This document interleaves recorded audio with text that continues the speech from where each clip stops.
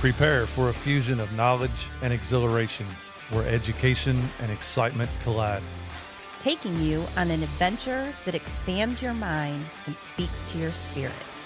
I'm Master Nick. I'm Lady D. We are the Dom Life.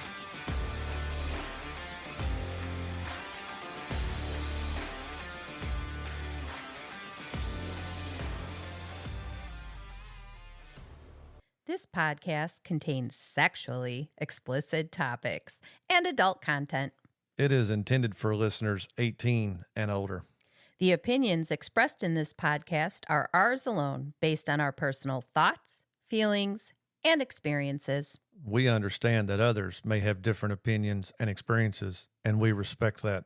We would love to hear from you. You can reach out to us at www.thedomlife.com. But I will tell you, some of the hottest things in the world happen. Mm-hmm. Like, hey, come over. I'm going to put a chair down there. So this was the first interaction with the slave that he found, and it happened and whatever. And we brought her in. He said, I'm going to wait. I'm going to have a chair facing this way. You will greet her at the door. You will put the cuffs on her. You will lead her in and sit her down on the chair. You will then blindfold her, whatever. And there was a whole agreed upon thing, and fuck, it was hot. It's hot to be included that way. Yeah. It was sexy as hell. Yes. And she was beautiful, like drop dead gorgeous, beautiful. Like, yeah, I was like, oh, okay, so I could do this. So that was my second. You know, it's interesting listening to these stories together. It taught us a lot, right? Yes. It took us places that we didn't know, pushed our boundaries in good and bad ways, making us the people that we are and really bringing us here. It's interesting to hear those stories. And as I'm reminded, I'm like, yeah, that's where I picked up on that. That's where I really liked that. I came from a very religious background. And so following rules was second nature to me. And I sit here and I pick up on it and I go, yeah, that's why I like that. That's why I liked all that hard, rigid rule following. Yes. Because it was just in my nature. And it wasn't hard for me. Well, as far as the relationships as we're talking about, that the first two of mine were not romantic. And that was all I needed. There was never a desire for me, once that was said, there was never a desire or an opportunity for those things to go further. You didn't ever have the need inside you either. No. You were you're good in this role. Did you have other partners that you were with, or it was just that DS? They were both very monogamous, and they were very clear that there wouldn't be anybody else. Okay. In fact, I did have contracts. Yes. With both of them. We've discussed it. You know, when I was doing my contract renewal, I said, I know I can't see Sir Dante's contract, but do you have anything that you would be willing to share with me in previous contracts? Because I'm just trying to see where ours are. So for instance, that first Dom had, it was about a list of 14 rules, and I was required to know them on the spot. And so 14 doesn't sound like a lot now, it's does not. it? I guess it's a list of rules compared to your current. Oh, heavens, no. Not with subsection, paragraph, things, no. Oh my God, But I had to have them memorized, and I had to be able to recite them to him. By number, like if he said, were they numbered? Like what's they 7? It wasn't that specific, but Okay. it was when I need you to list these rules, because he wanted me to know them all. The whole point of it was not to know specific things or to have some kind of recall. It was he wanted to know that those rules and what I was doing and what was expected of me was constantly in my mind. Oh, okay. And so I mean, not a contract per se, but definitely a prescribed written list of rules that I had. Okay. And then with the second Dom, it was much more of a contract. He had very much laid out into sections and headings and lots of things. Obviously not expected to memorize all of those things, but laid out some very specific things about, about communication, laid out specific things about specific trainings. Now this and is things the second one that ended up ending because of life crashed together and exactly you're gone. And so, I mean, his was definitely more prescribed. What is a dominant? What is a submissive? What do those roles have? You know, and then, you know, very, very clear on things like the submissive yields these things. These are consensual things. These are things that are given freely. And just, I mean, and then some of the basic things like what you went through, you know, what we both talked about in contracts about like, you know, you will wear a collar when we are here. You know, you will when check when I do the Dom Life podcast, I Right. wear a collar. Right. If I don't, there's repercussions. Right. Exactly. That never happened. I mean, I over here, I'm never allowed to be without a collar. But yours locks. Mine does lock.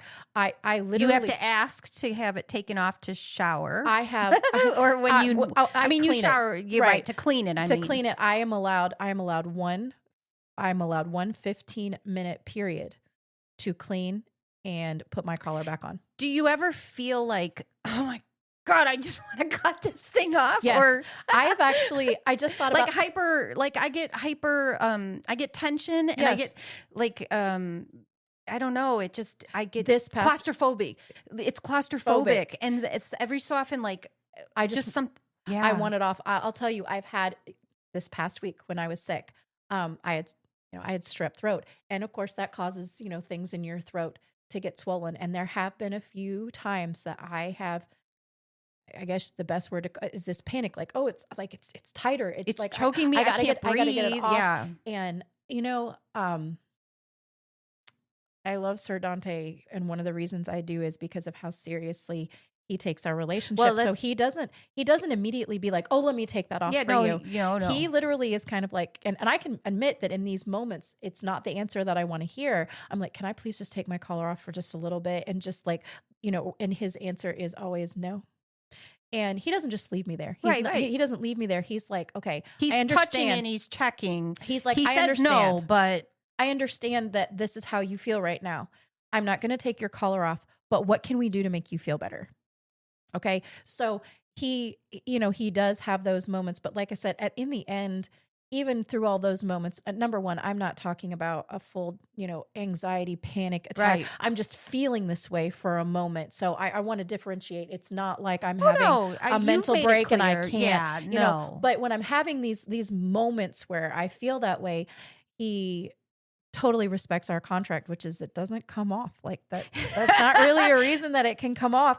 And but he helps. Once again, that's not something to be extra dominant and just tell me how it's going to be. No, he helps me work through it. Once again, at the end of it, and that's what makes him. He makes me better. I mean, we make ourselves better together in that, and we work through it together. Working through it together.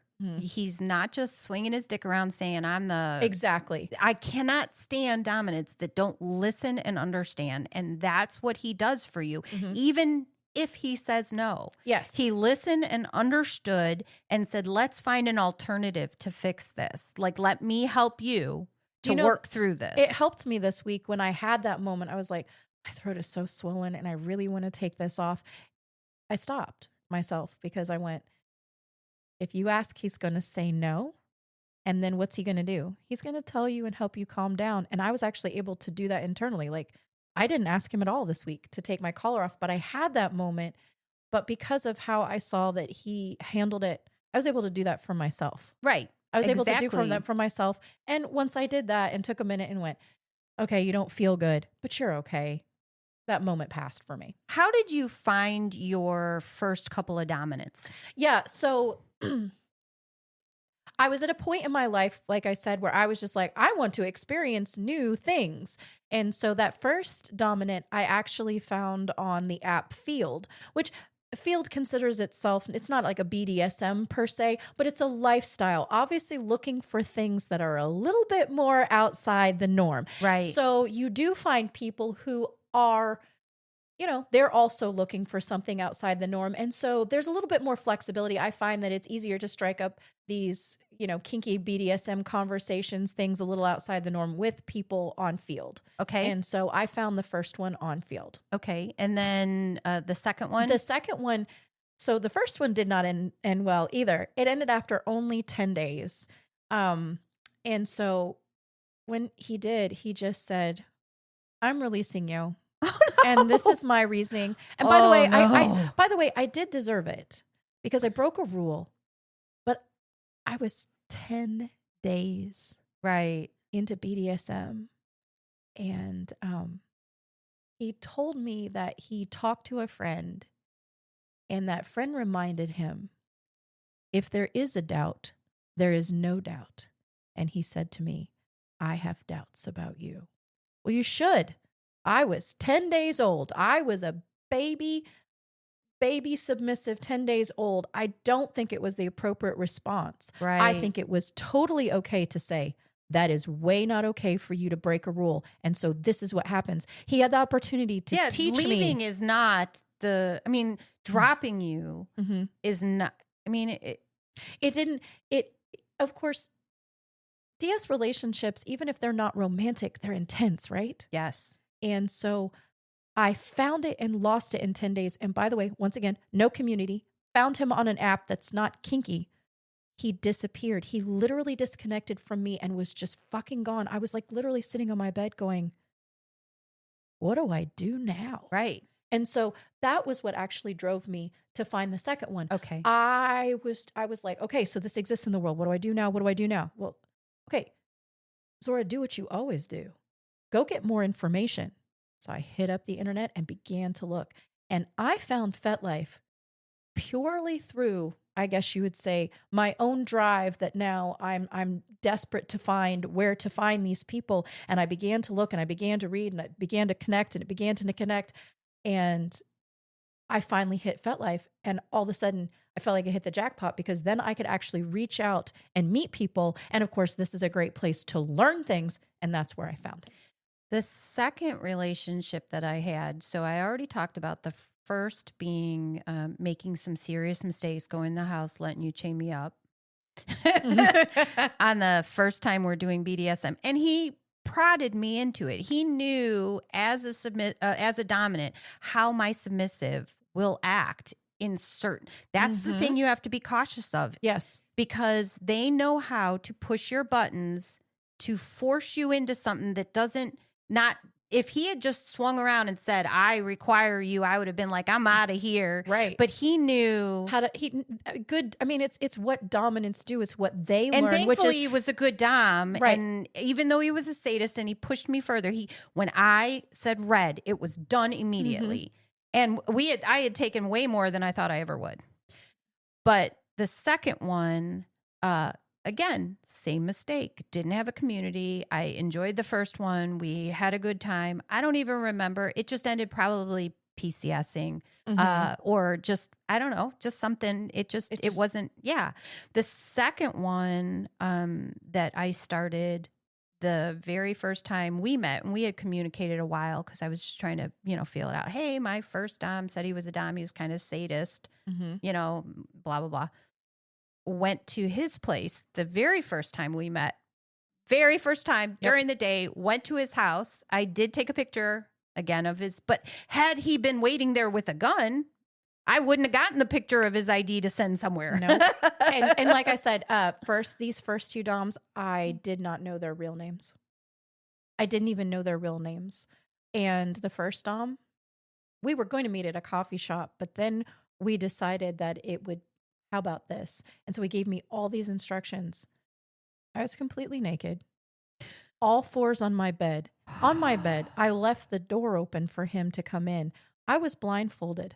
I've never laid eyes on the first dom in real life. I have only ever seen pictures.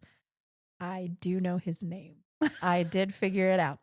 But I didn't at the time. Listen, people. That was, by the way, silly. All of our listeners and viewers, listen, these are not things you do. These are the things, because you're new into submissive and you're interested in it, sounds so amazing. You want to do it. Do not do it. We bring a partner. Do something that will save your life, because they could have killed us. Very much could be dead. There's no doubt about it. Sometimes it's like, guys, it is not a red cape. It is a giant red flag. But you become, like I said, it was the most erotic thing I had ever done. And I'm going to tell you right now, it was also one of the stupidest things that I could have done. Did I have people that I was confiding in? No, I didn't know anybody in the BDSM community. I didn't know anybody that I could actually be honest with about what I was doing. Stupid things. Here I am going to his house in the South where everybody has a gun. Yep. Like, I wasn't even thinking. It wasn't even I thinking. could have been buried in his farm. We could not be here in this moment just based on these early experiences that you and I had. Now, the experiences themselves, hot. There were a lot of sexy, hot things. I learned that I'm a servant. Like, I enjoy serving my partner. And there's, I pronounce it wrong every time I try to say it, but I like serving.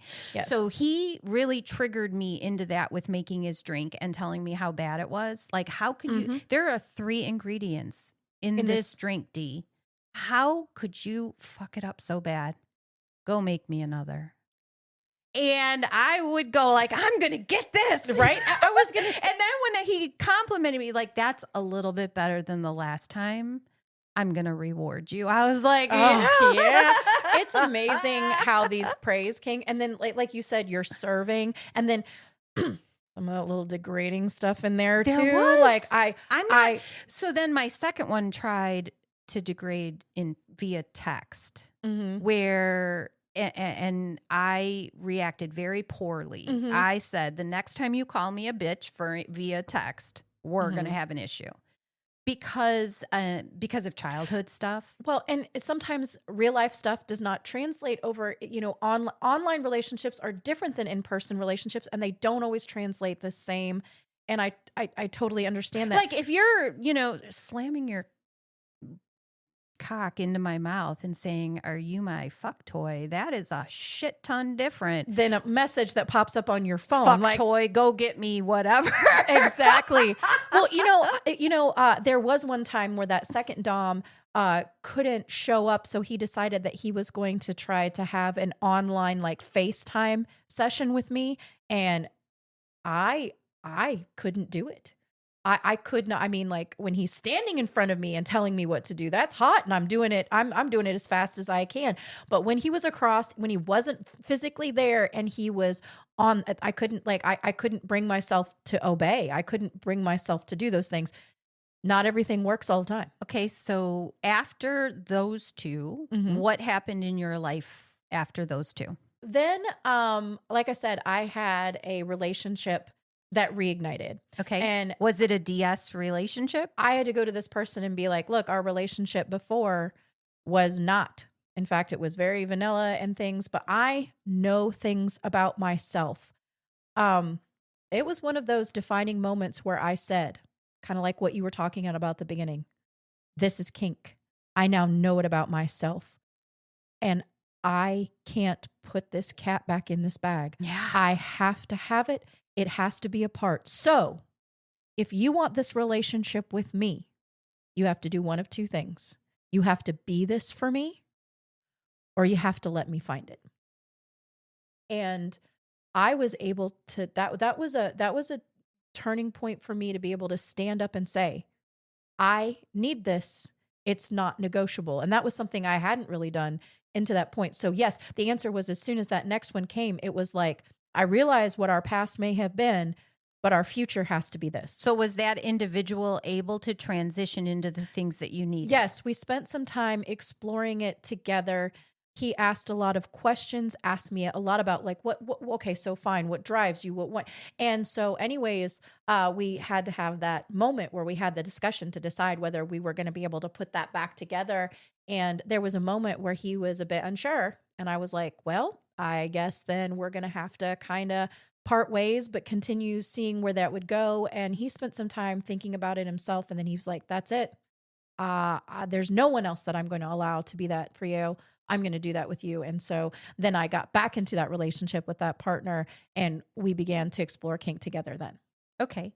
And that was, of course, that of course was now a whole relationship, not just an online. DS. This was a whole life.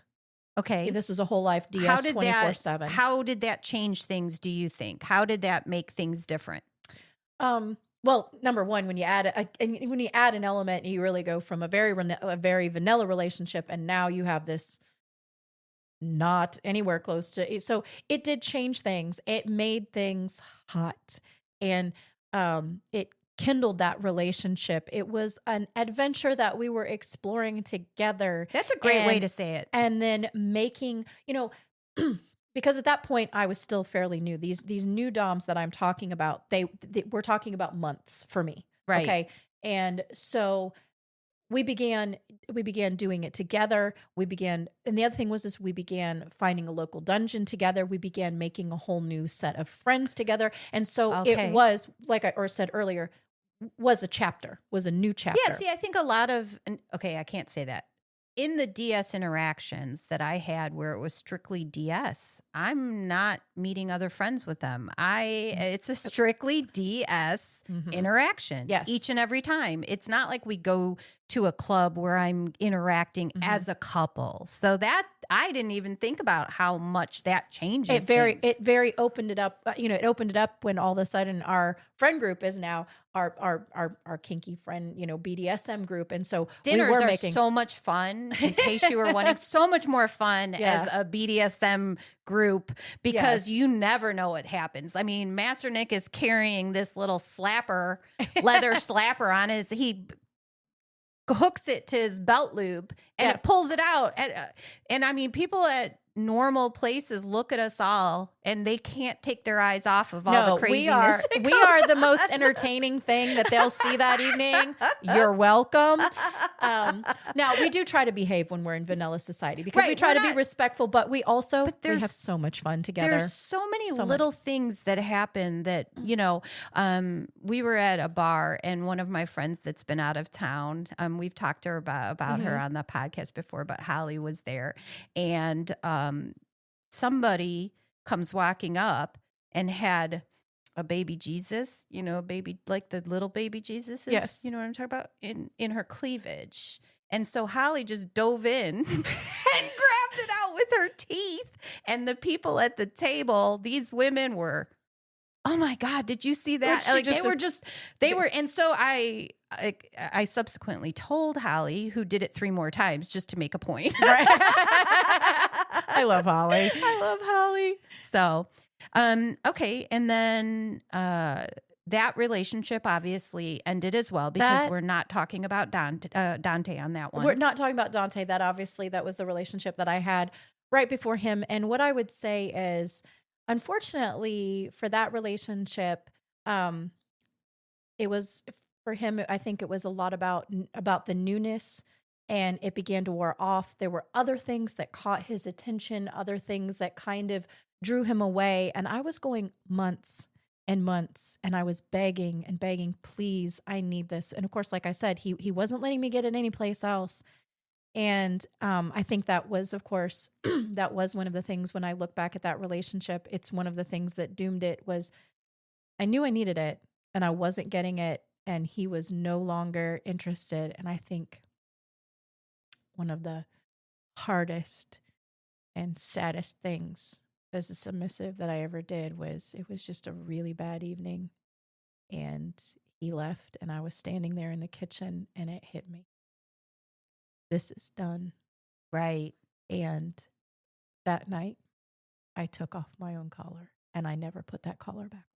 Yeah. If you're not, and that's a hard thing for a submissive, because there's nothing that's quite as much of a prized possession as your collar. Right. And I had to do that.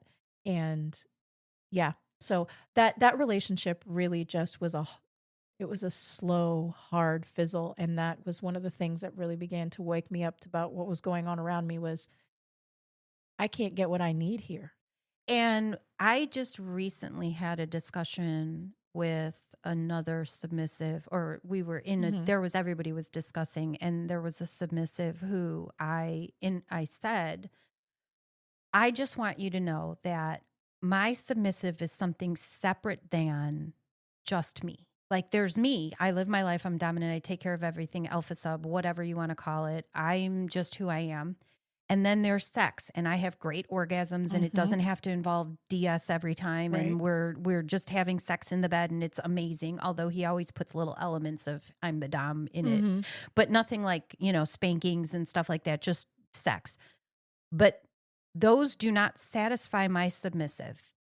That is, if my submissive isn't taken care of, I start poking him. It starts becoming a problem. And what happened is he recognizes the signs because it's been a couple of weeks because of work, school, whatever. 3 weeks will go by. And then what'll happen is he'll amp up the dom, and we will have sex, and I will have a release. And after the release, I will sob, cry, break down, because all of that submissive energy has been bottled up without release. And if you're not releasing it, then half of me is gone. It's not, I'm all dom and not my sub. My sub is going, help me, take care of me. This previous partner, when we were talking about, talking about bratting, that's a very popular subject to talk about. And I know that sometimes people say I'm the ringleader. You are the ringleader. If anybody is, Zorra is. Zorra is the one that will get us all in trouble, because the minute we spend some time with her, we're poking the bear. Absolutely. Because, it's fun. But we were having this discussion. Especially when she's not the one getting the punishments. I will help any of my fellow submissives to a good ass beating. Absolutely, I will. But when we were talking about, I remember my last partner used to like to think deeply about things. And we used to talk a lot about the whys and the hows, and we like to think deeply about them. And when we were talking about bratting, we were talking about how that in many cases, it's a response to a lack of something. Yes. And it is a call to a dominant. Yes. And bratting, of course, can be done in a way, but oftentimes it's actually it's a cry for help almost from a submissive. She is going above and beyond to get attention. And there are some brats that's what they are. The dynamic sets up like that from the beginning, and it is not that. It is not that need. They just want that constant. We use the word, we're very distinct about it in our contract. We use the word sassy because I don't want anybody to get the idea that being submissive means that you're demure and you're a wet rag and you just sit back and you just say, yes, sir. Yes, sir. Here's your meal. No, but I this is one thing I love about Sir Dante. He's like, and when you were exploring this, he's like, do you want strict obedience from me? He's like, heck no. Right. Oh God. Sass is the spice of life. Okay. You two too. You guys do it. And we do. And he is the one that actually really called that up out of me. None of the previous 3 doms I had, the first 2 did not like sass. At all. And that changed how you behaved. It absolutely. And so, especially since you were baby. Yes. Baby submissive. I had to learn how to do that. And so what I like to say is just because you're submissive doesn't mean that you are quiet and withdrawn. You can be as lively as you want. In fact, my dom loves it and wouldn't have it any other way. Mine too. Because I sass. Is that's the word we the use? Good word is sass, so that I'm not. You're alive and you have a personality. Yeah, I and sass you're your dom a lot, and yes, your dom looks at my dom, and my dom goes, right, exactly. And there are a lot of fun submissives friends that you have, many of them that you have had on this podcast, and there is nothing quite like sassing Sir Dante and seeing how much you can get away with, and then they're always looking for that breaking point. And he gives he gives it back to them in kind, but bratting being when you go to the dictionary and you define bratting, it is a defiance. It is, it is being a smart mouth to, because that's how it's defined. So like if you use that word to define it. And so when you're bratting, you're actually going up against. Now, of course, what we know in our kink world, it has a nuance to it. It has a connotation. And a lot of times I've heard a good description. A brat doesn't want to win, but they certainly want to earn it. Yeah. And so So, and the thing about it is, like you said, I do a lot of lively talking. Yes. With my Dom. However, my Dom has made it very clear that he will make the call on whether I have been sassy or whether I've been bratty. And bratty behavior is not comes with consequences. And it is the very fun game that we have, walking that line and making sure I don't fall off the other end. Otherwise, Dante absolutely takes care of that. But absolutely. Well, sassy would be like me standing next to Master Nick in the VIP with my tall boots. Like, these are tall. You're talking heels that are for 8 inches. Yes. Like, these are tall with platform. And I'm standing next to him feeling tall. And he immediately gives me the symbol to get on my knees because I'm done sassing him being tall. Exactly. And that's the fun thing about life. And I think that, there's so many fun games that we play together. Everyone in our group knows that Master Nick does not want to see panties under their skirts. And of course that's your personal rule, but we all play into that, except me. I'm just going to look straight in the camera and I'm going to say, Master Nick, remember that one time that you needed a green pair of panties to win one of Lady D's games? That was all me. You needed undies. So we got to post that one. We got to post that picture because he actually put it like a turban on his head. So underwear does come in but once again, that's because you have a fine ass that is beautiful, and mine is like I'm working. I don't that it's funny for me. I love how that sexy undies make me feel. Okay, I guess it's a little bit different, but. Absolutely. It's just under the dress that we're not allowed to wear them. Just under the dress. Yes. Because at night, once everybody changes into their lingerie, we've all got it. We all have underwear on at that point. We've all got it on. But yeah, different DOMs, learning them has been an experience. And I will say that, so that third relationship was a romantic relationship. It was a domestic relationship. And it does change things. Those first 2 relationships, and I think you would say the same, they almost had like a professional distance. Yes. And of course, like you said, I think that does cause someone, that distance also gives them a little bit more freedom to be a bit more cold, sadistic. And if that's your style of play, go for it. Okay. I understand that. But the domestic, the 24/7 dynamic definitely flavors the relationship in a very different way. What do you prefer having had? I like them both. I like them both. So does Sir Dante cross that better from my perspective? Mm-hmm. Other than, hey, work is crazy, you guys sick, whatever. Mm-hmm. In my perspective, I would see, because he's very black and white about your contract and the requirements, that he would be the best of both worlds. And I could be wrong. I'm not, best of both worlds for you. Me, if I'm at home, I can't handle that kind of, I'm not as good with the hardcore right or wrong because I want to argue. I want to disagree a lot. You do too. I know. I do too. And but you don't get away with it. I don't get away with it. That's my problem. It's like, you can argue, but do you see what you're racking up over here? So, once again, I make my choices. Right. Very much yes, so. You pick and choose. Within my contract, and that's probably the beauty of it. I know how big a check my mouth is writing. And she does write those I write checks. some big checks sometimes. But, my question is, because you are a masochist, yes, part of it, do your punishments, does it change the way he punishes you so that he's not feeding into your masochism? Well, there's kind of this thing like, you can't spank a masochist in order to punish them. I beg to differ. And I think part of it is that part of me that wants to please him and be the best. And a punishment is because we talked about it in that podcast. We don't have punishments. Right. If I want if I want a spanking or whatever, I get that in play. I've earned it because I've been a good girl. But punishments are very much, they are because I have missed the mark.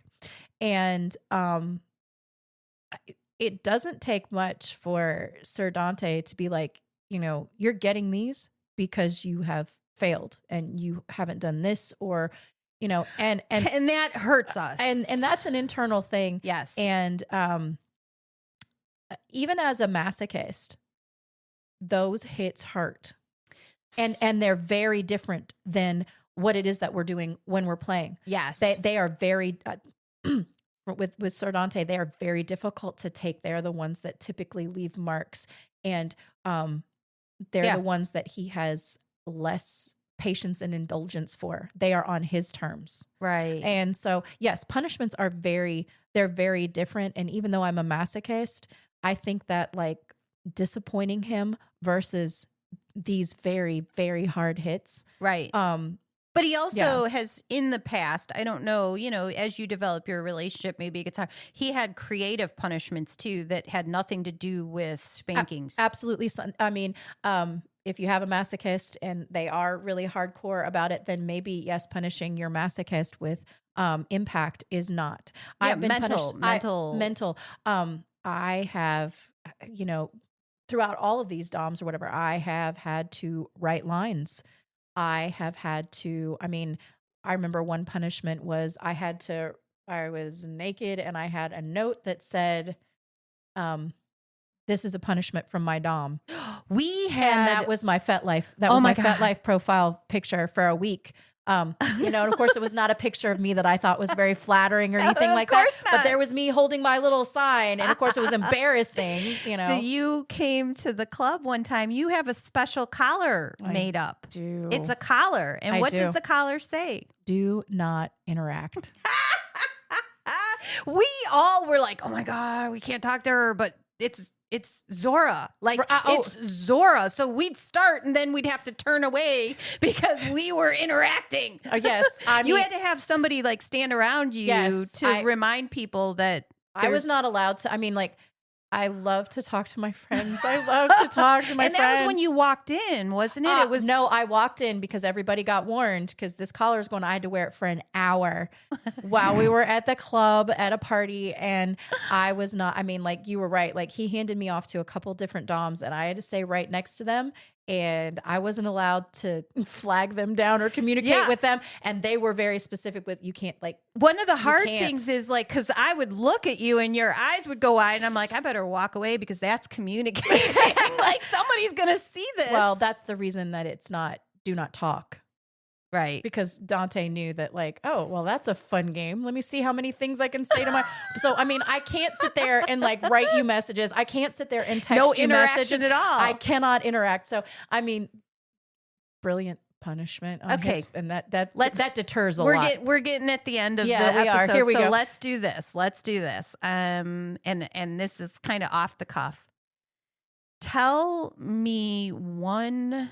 So all DOMs are different. Tell me one situation that happened with one DOM that was your favorite BDSM experience, or I know I'm throwing this off the cuff. I'm sorry. Something that was like your hardcore. It suited you. This is exactly what you want in your life, and it made you just glow for a week. Tell me something good. Okay, so it was like it wasn't just one moment; it was the experience. So I will say, let me put it this way: my favorite and best moments are with Sir Dante, but I'm gonna just he's my present, so I'm gonna talk about. And there'll be lots more about the present. And so that second DOM, that high protocol. That first night that we started putting together he had all these requirements. I had to have a toy list. I had to do this. And it was just coming at me right and left. And the first Dom had let me kind of sass a little bit and everything like that. So in this moment where I was feeling all this pressure about getting all this stuff together and doing it right now. You had 30 minutes, right? I had, it was a timed thing. I was feeling the pressure. So I bratted at him and I did it so hard that he literally was like, pause. And we had to have a conversation about it. And that's when I realized, oh, this is a different Dom, and he doesn't want any of that. He wants direct obedience. He wants immediate obedience. And then that was when that turned into that game. And the game, of course, like I said, was very much an online relationship. And so I mean, it was you leave home, you get there, you check in, better be on time, doing this, any type of assignments during the day. If he told me I needed to send him a picture, if I needed to find out, I'd tell him about this or that, or I had to get this or, whatever those tasks were online, that response, who do you belong to? I belong to you, sir. Those had to come immediately, constantly watching, constantly focused. But that during, like, I remember, if I went to a bar, number one, getting permission was quite a task. And then number two, I had drinking restrictions. So when I went in, I would have to text him what drink I was drinking. And then I would have to wait exactly an hour to have another one. Oh. And I could only have one drink per hour. Did you ever cheat? No, it was such a fun game. Okay. It was such a fun game. But I also had to stop drinking an hour before I was going to leave. So I had to text him that last drink, and then I had to wait an hour before I left, and I had to text him obviously where I was and where I was going so that he would know how long it was going to take me. And then I had to text him immediately when I was home. This was a lot to like do life and juggle all of this. Right. And it took me a while to catch it. But one of the things that made me immensely proud was, even though he had all of these minute, like I said, high protocol, done this way, exactly, on time, perfectly. Even though he had all those requirements for me, it made you. And by that relationship was about 3 months. By the end of that 3 months, I was pretty badass about juggling my vanilla life and getting all this DS in there. And that made me so proud because I wasn't getting I'll take care of that later. My list was getting short because I was remembering it and I was doing it. And so it was that whole period of time. And that was what was making me glowing, was all these requirements. Like I said, I was overwhelmed at first, and the time limits and all the requirements and all this. But then I got into the swing of things and I was able to do it. And so that was what made me happy, was all of this put on me. It felt overwhelmed, but then I was on it, man. I was a good little subby, and I was checking in. I was doing all my assignment. That right there, being able to gold star it, not get in trouble. Right. That was right on. That was a fun mental game.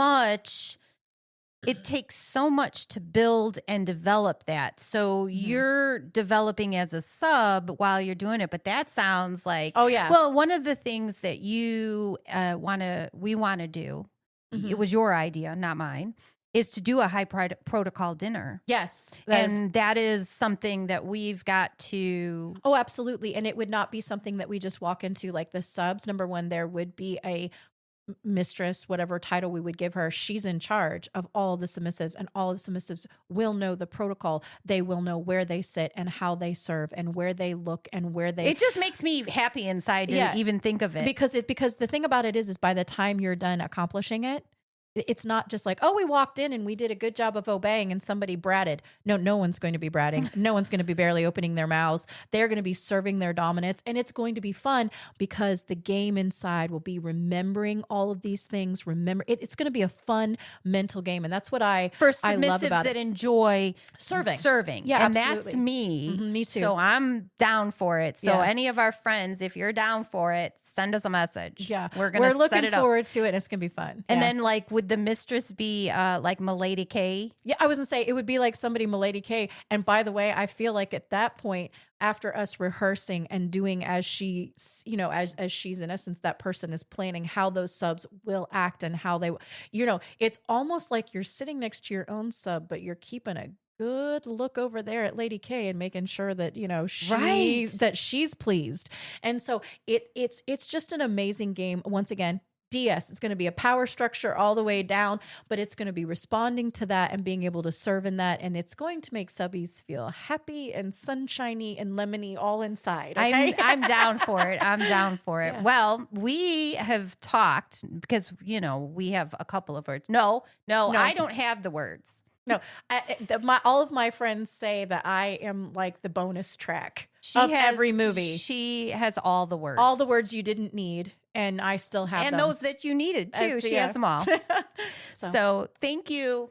Thank you so much for joining us. We love that you listen to us. And hopefully this episode gives you some insight to the submissive side of stuff and how relationships develop, how they Yes. change you, Mhm. and the things you don't freaking do Oh my goodness. when you're new. And when you have a question about whether you should, ask. Ask, because you shouldn't. Probably not.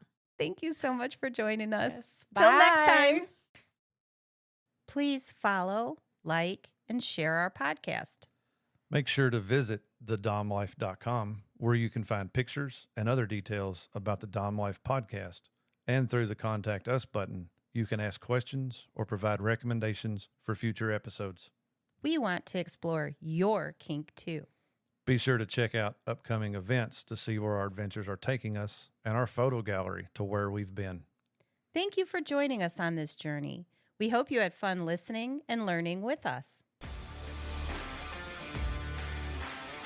Till next time, keep calm and remember your safe word.